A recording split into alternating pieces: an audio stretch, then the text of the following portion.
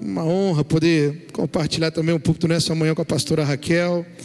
Que se eu tenho 19 anos aqui de conferência, tem 18 que a gente se conhece, que é o meu Deus do céu, que privilégio, essa mulher de Deus. Falar a idade, não, mas é tempo, não é idade não tem problema não. Alguém que, onde tem carisma, tem digital dessa mulher de Deus, gente.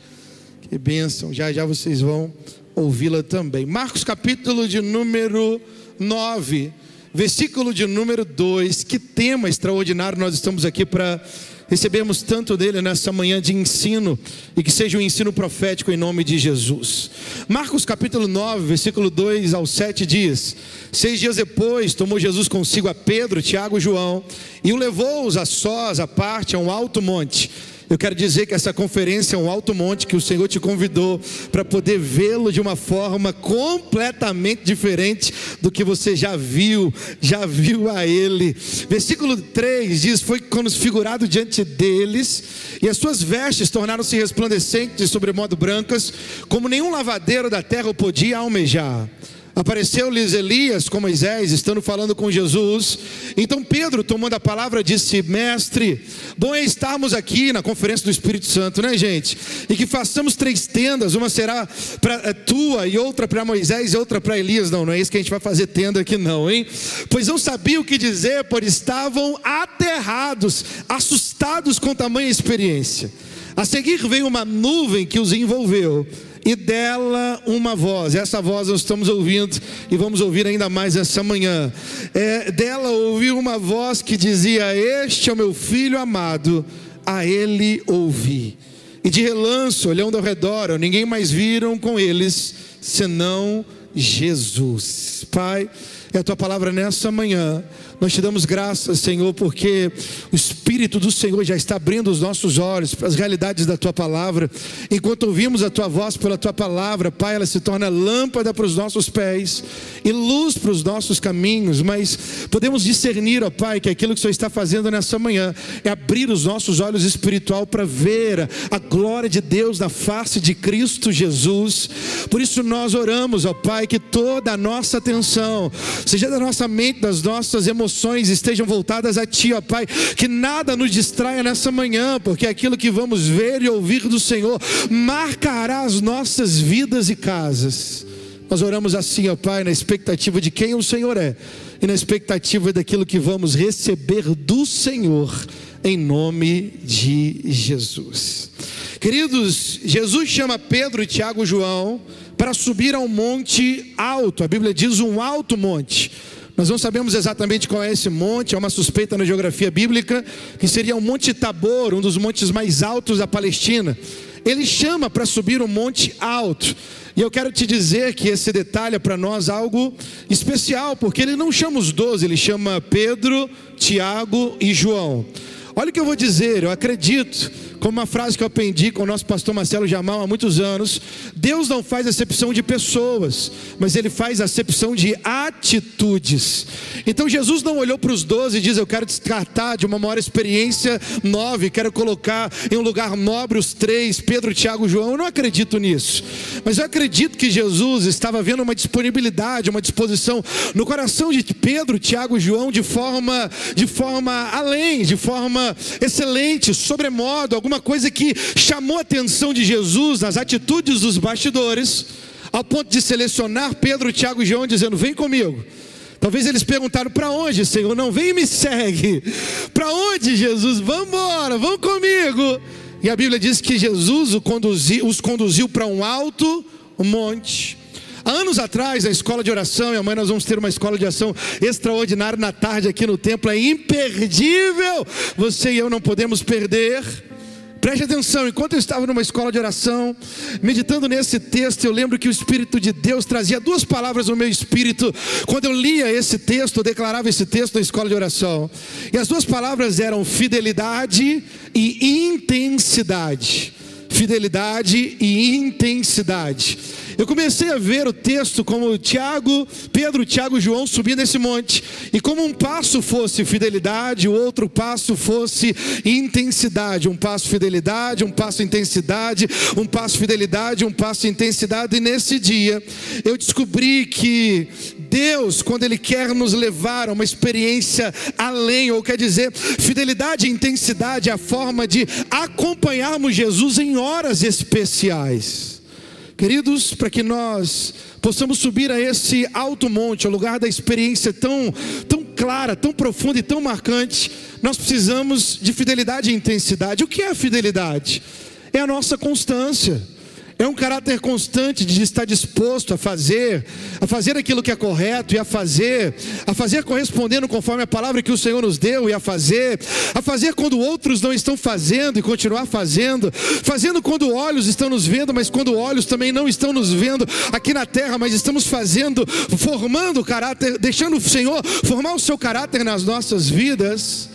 Fidelidade é algo que nós precisamos apresentar ao Senhor, para subir em altos montes da revelação, onde o Senhor tem para marcar os nossos corações. Não é só um dia, é um dia após o outro, não é só um tempo, é todo o tempo em que nós podemos ser fiéis e responder aquilo que o Senhor tem nos chamado para viver para Ele. Fidelidade, ela é um firme, constante, estável compromisso com os princípios da palavra de Deus. Há um texto de Mateus 25, 21, o Senhor disse ao servo bom: muito bem, servo bom e fiel, foste fiel no pouco, sobre muito te colocarei, entra no gozo do seu Senhor. Para nós recebermos de Deus algo além daquilo que estamos acostumados, nós precisamos apresentar a Ele um caráter fidedigno, de fidelidade, ao ponto que esse texto está dizendo que o Senhor estava olhando o servo, observando o servo. Enquanto o servo estava na escassez, ele teve que provar que a fidelidade estava no coração daquele servo para o seu Senhor, e a fidelidade foi o ponto do elogio e da promoção. Servo bom e fiel, sobre o pouco foste fiel, sobre o muito eu te colocarei. Nós aprendemos que fidelidade, preste atenção, é necessário para os próximos níveis de Deus na nossa vida. Se nós nos autopromovemos aos lugares altos e não tivermos o caráter de fidelidade forjado no nosso coração, nós iremos chegar, mas demoraremos pouco tempo neste lugar. Logo um vento baterá e nós não teremos estabilidade dentro de nós para permanecer no lugar onde o Senhor nos colocou. Então, novos níveis em Deus exige que Deus tenha podido construir em nós o seu caráter de fidelidade, pois aquilo que Ele nos dá no alto monte, nós não vamos perder no lugar baixo, ou no dia a dia, quando nós deixamos o caráter dele ser forjado em nós. Pastor, onde tem isso na Bíblia? Tem um homem chamado Abrão. Abrão, sai da tua terra, da tua parentela, da casa do teu pai, e vai para a terra que eu te mostrarei. Abrão, não é Eliezer, o seu servo, que será herdeiro, é o seu filho. Eu te darei um filho, Abraão, e esse filho é o filho da promessa. O seu nome nem mais é Abrão, agora é Abraão, pai de multidões. Então ele virá como resposta à promessa que você agora carrega. Mas Abraão esperou 25 anos para embalar o Noa dele, para embalar o filho dele, o Isaac dele, o sorriso dele.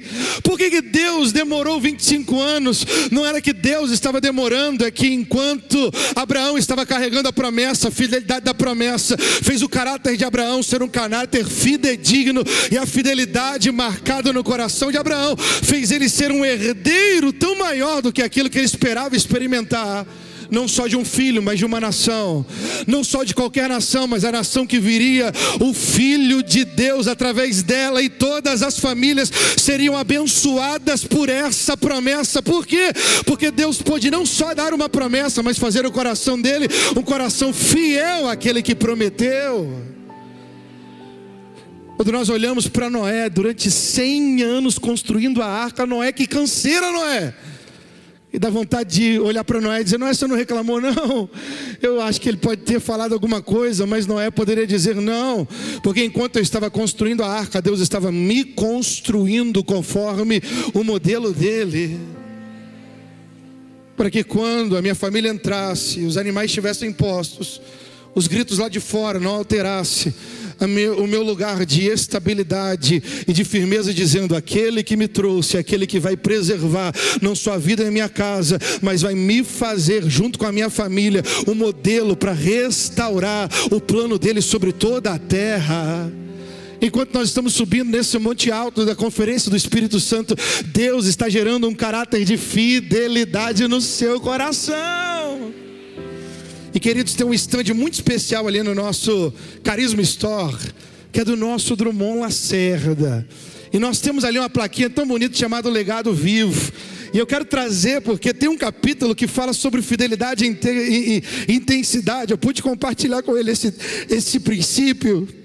E eu lembro dele, e ele escreveu isso falando, olha só a frase do Drew, olha a frase do Drummond falando sobre fidelidade. E ele diz: Deus quer nos promover, mas sem a fidelidade podemos nos corromper. Se Deus simplesmente nos promovesse sem levar em conta a nossa fidelidade, nos perderíamos numa nova etapa.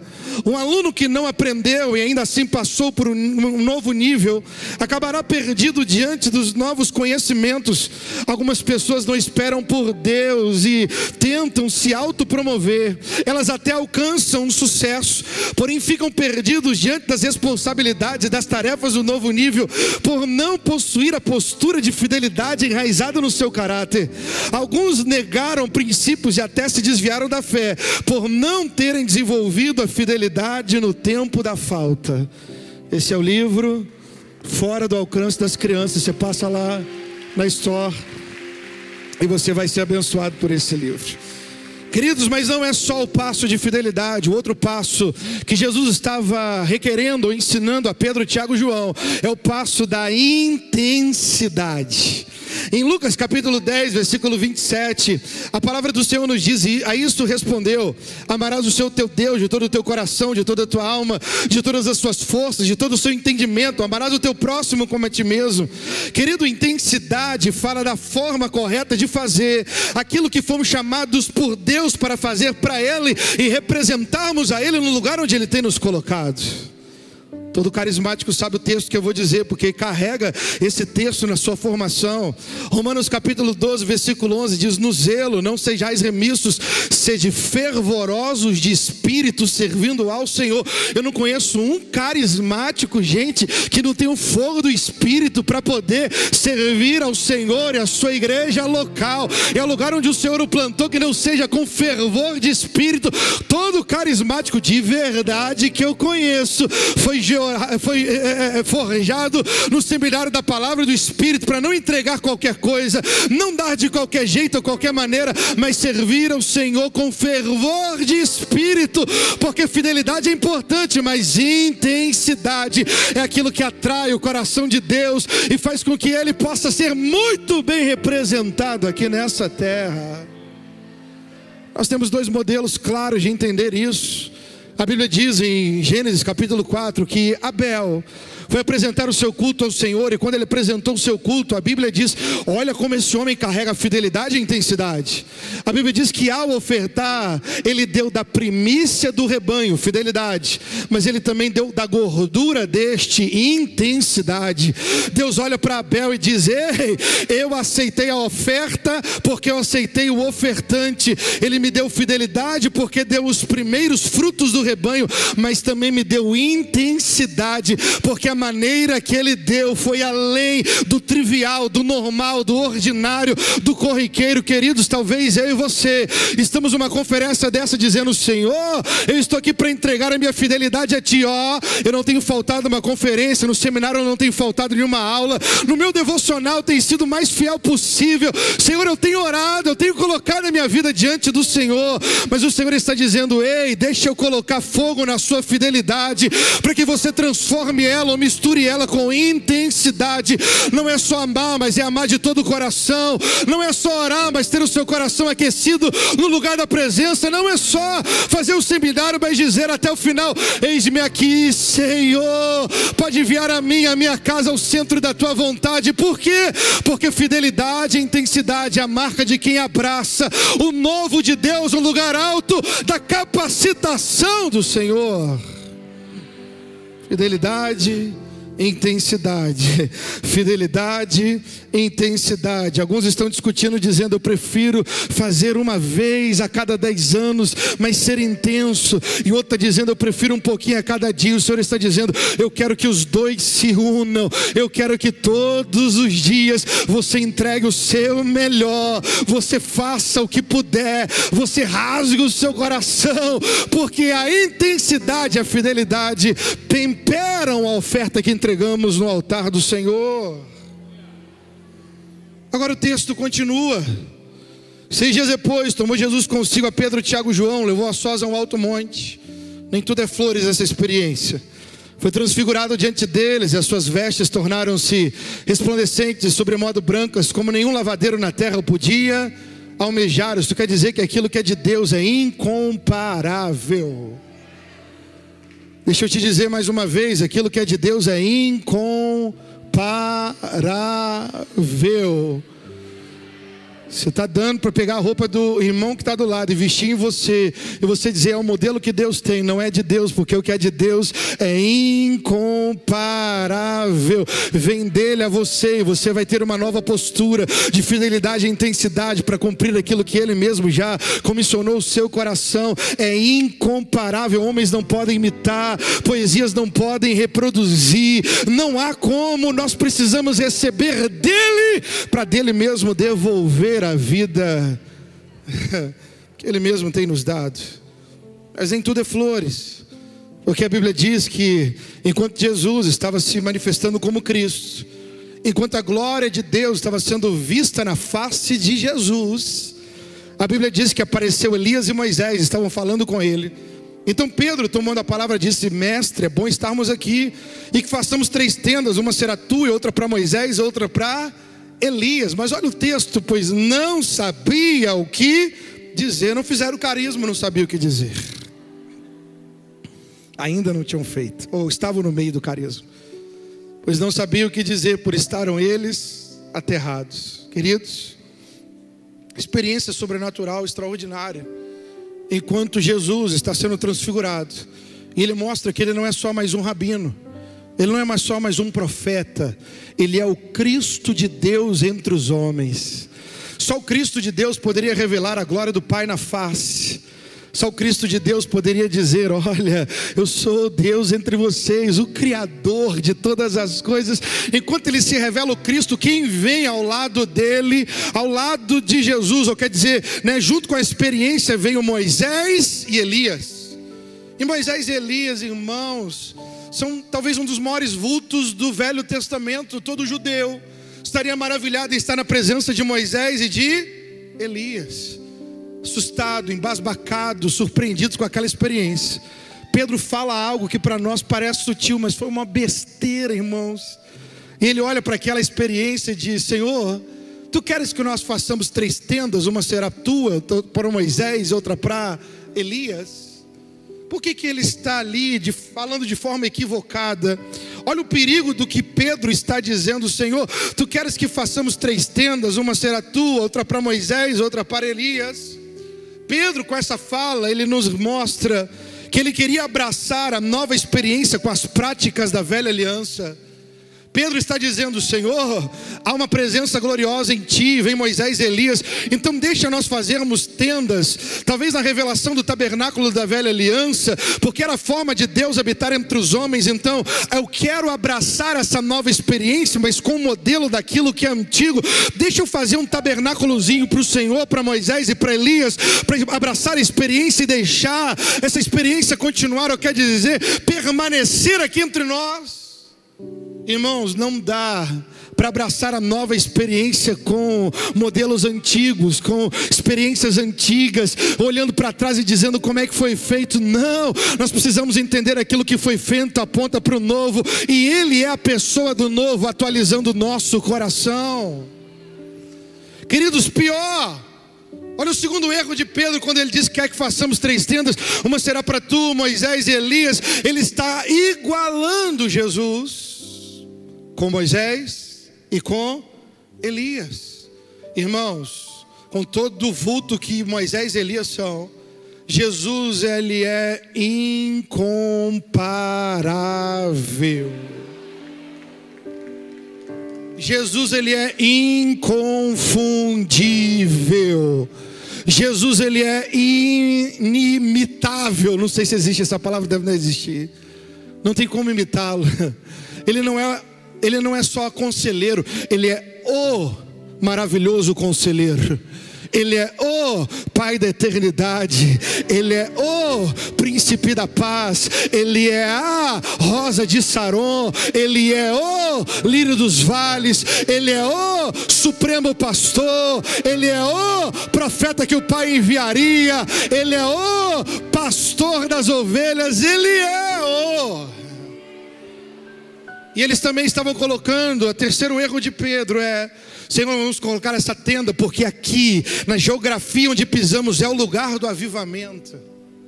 Pedro, deixa eu te corrigir, Pedro. Toda a experiência agora, Deus vai corrigi-lo na pessoa de Cristo. E vamos lá, nós íamos aqui para o caminho da conclusão.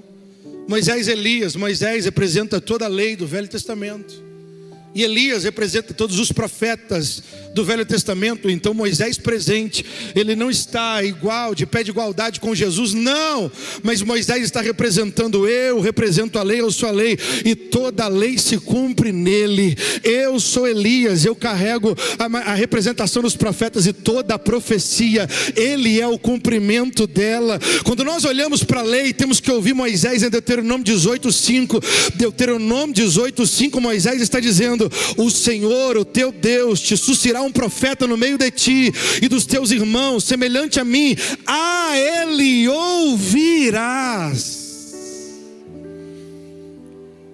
Pedro vai pregar na fala de Moisés, em Atos capítulo 3, versículo 22 a 23, disse na verdade Moisés: o Senhor Deus vos suscitará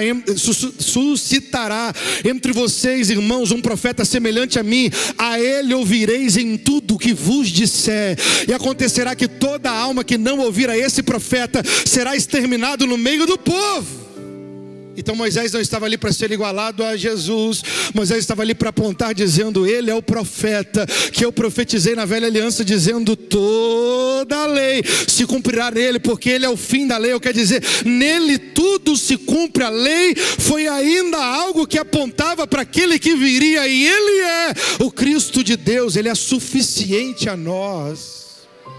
E os profetas, né? Elias, a Bíblia diz então, em Hebreus capítulo 1, versículo de 1 a 3, havendo Deus outrora falado muitas vezes, de muitas maneiras, pelos pais e pelos profetas, nestes últimos dias, na nova aliança que nós estamos, e aqui atualizado na conferência do Espírito Santo, nos falou pelo Filho, a quem constituiu herdeiro de todas as coisas, pelo qual também fez o universo. Ele que é o esplendor da glória, a expressão exata do seu ser, sustentando todas as coisas pela palavra do seu poder.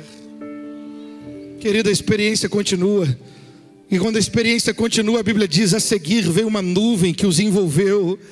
Preste atenção nessa conclusão aqui. E veio uma nuvem que os envolveu, e dela uma voz dizia, a voz do Pai na nuvem da glória, dizia acerca de Jesus: este é o meu Filho amado, a ele ouvi. O que está acontecendo nessa hora é o que 2 Pedro capítulo 1 versículo 16 a 21 declara. 2 Pedro capítulo 1 versículo 16 diz: porque não nos damos a conhecer o poder e a vinda do nosso Senhor Jesus Cristo segundo fábulas engenhosamente inventadas, mas nós mesmos fomos testemunhas oculares na sua majestade. A experiência que Pedro está relatando aqui no seu livro: pois ele recebeu da parte de Deus Pai honra e glória, quando pela glória excelsa lhe foi enviada a seguinte voz: este é o meu Filho amado, em quem me compraz. Ora, essa voz vindo do céu, nós o ouvimos quando estávamos com ele no Monte Santo, e temos também tanto mais confirmado a palavra profética, e fazeis bem em atendê-la, como uma candeia que brilha em lugar tenebroso, até que o dia clareie e a estrela da alva nasce em vosso coração, sabendo primeiramente isto, que nenhuma profecia da Escritura provém de particular elucidação, porque nunca jamais qualquer profecia foi dada por vontade humana. Entretanto, homens santos falaram da parte de Deus, movidos pelo Espírito de Deus. Aleluia. Como é que corrige essas 3 falhas?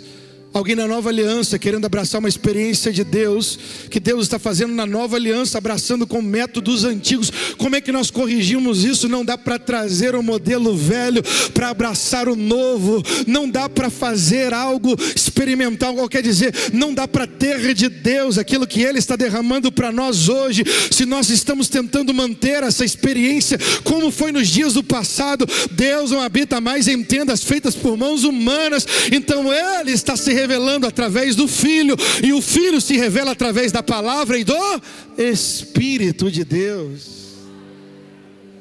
Não dá para olharmos para Jesus.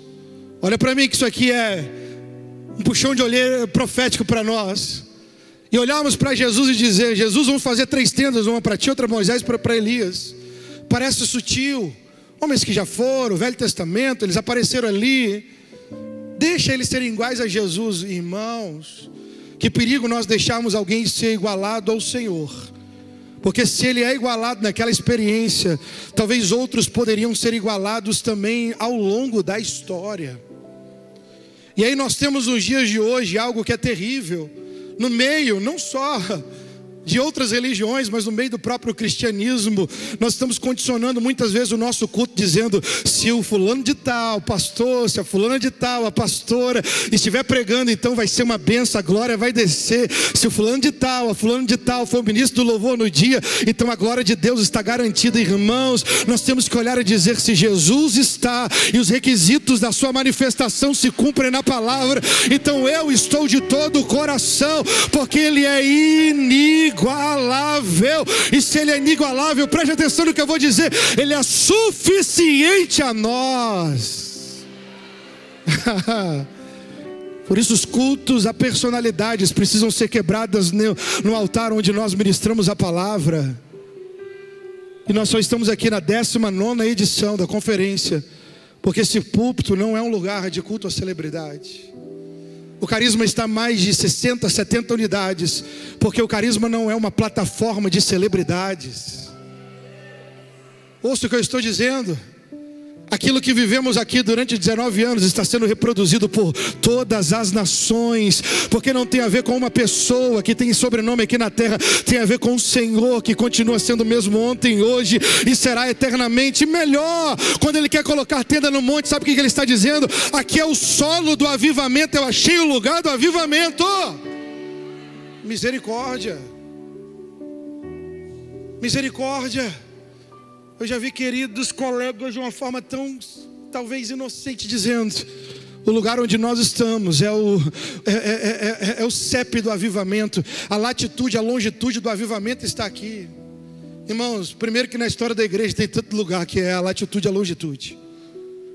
E segundo, se fosse parado num lugar só, nós não estaríamos experimentando o que eles experimentaram lá aqui. Ele não está numa latitude, uma longitude específica. Ele está onde Ele é proclamado de forma correta. Pastor, e como é que Ele é proclamado de forma correta? Eu concluo aqui, porque João capítulo 15, versículo 26 disse: quando porém vier o Consolador, que eu vos enviarei da parte do Pai, o Espírito da verdade que dele procede, esse dará testemunho de mim. Agora deixa eu te mostrar um modelo de quando Ele vem. Vem comigo para João capítulo 1, se você for rápido de endereço, negócio subirá diz, ou então se você puder me ouvir atentamente, João capítulo 1, versículo 19.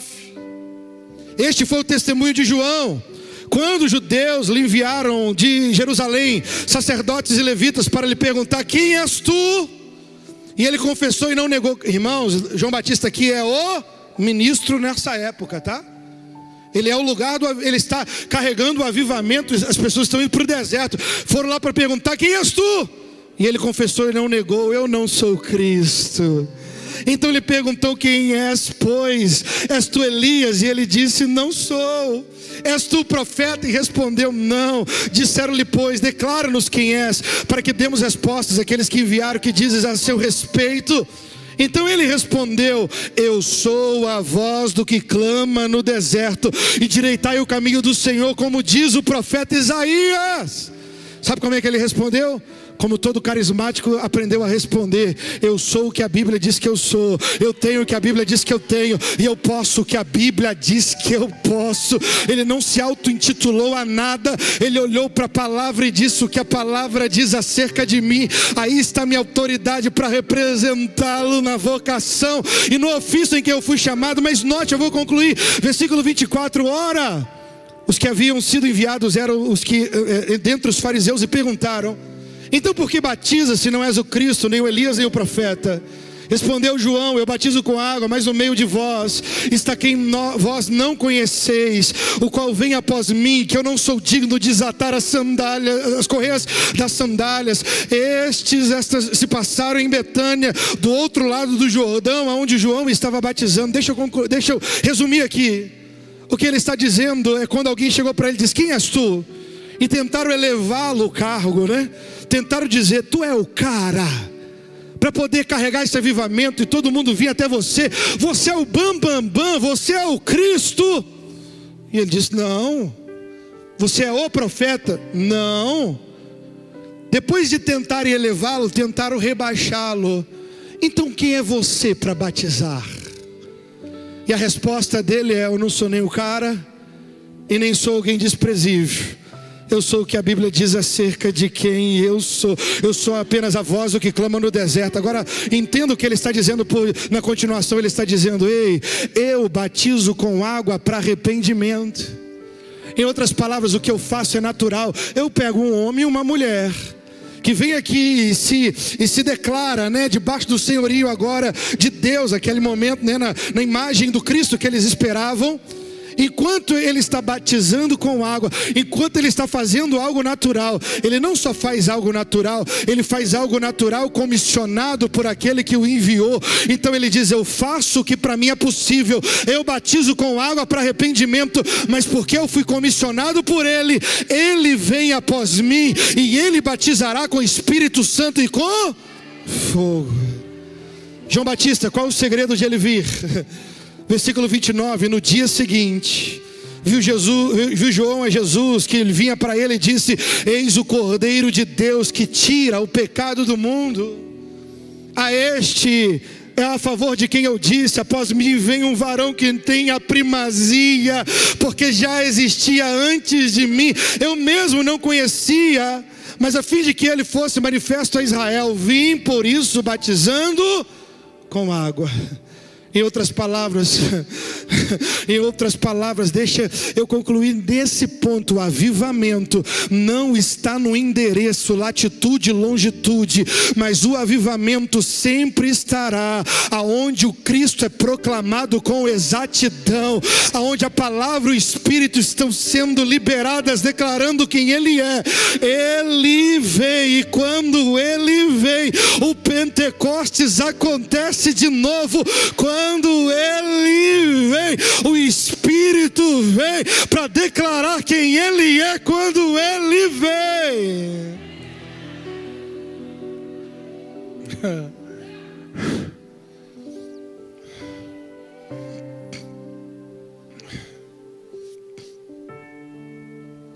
Em Marcos capítulo 9, o Pai disse: esse é o meu filho amado, a Ele ouvi. Em Mateus capítulo 17, esse é meu filho amado, em quem eu me comprazo, a Ele ouvi. Em Mateus capítulo 17, são evangelhos diferentes falando da mesma experiência. O Pai disse: esse é meu filho amado, o meu eleito, a Ele ouvi. Preste atenção na continuação dessa conferência, porque é maior. Olha o que eu vou dizer, é algo simples, mas você vai voar a partir de agora aqui. Olha o que eu vou dizer. O maior sentido natural é a visão. O maior sentido espiritual é a audição. Deixa eu repetir, deixa eu te preparar para aquilo que vem.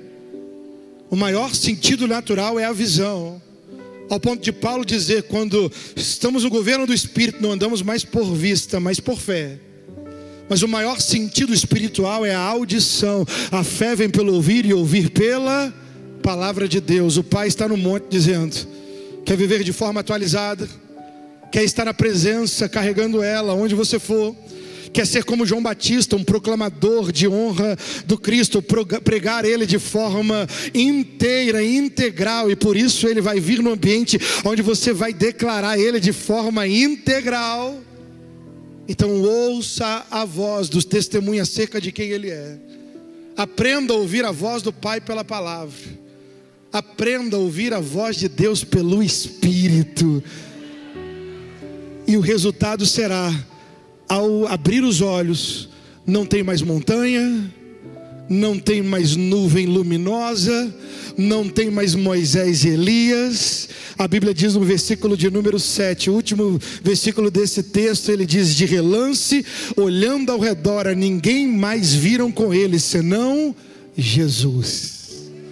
Quanto mais os seus ouvidos espirituais estiverem acionados nessa conferência, menos de qualquer outro assunto governará a sua mente e o seu coração, e mais o governo de Cristo se estabelecerá na sua vida.